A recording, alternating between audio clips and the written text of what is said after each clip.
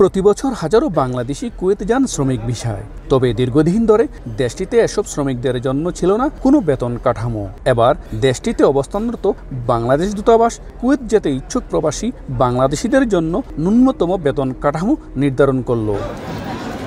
এক বিজ্ঞপ্তিতে কুয়েতের বাংলাদেশ দূতাবাস জানিয়েছে, চলতি বছর 1 আগস্ট থেকে কুয়েতগামী বাংলাদেশি শ্রমিকদের জন্য নির্ধারিত বেতন কাঠামো প্রযোজ্য হবে।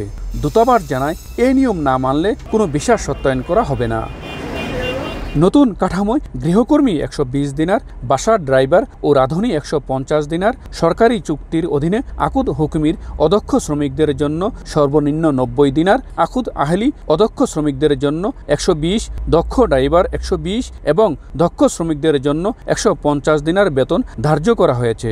সব বেতনই দৈনিক 8 ঘন্টা কাজের জন্য প্রযোজ্য।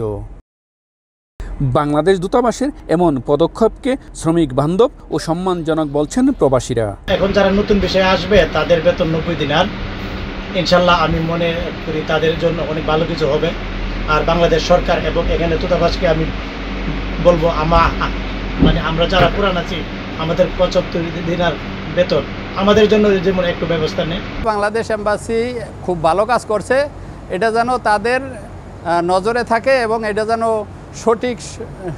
সঠিকভাবে এটা যেন পালন করা হয়। ন্যূনতম এই বেতন কাঠামো বাস্তবায়ন প্রক্রিয়া যাতে কোনো বাধা না আসে তা নিশ্চিতে দূতাবাসের নজরদারি জরুরি বলে মত সংশ্লিষ্টদের।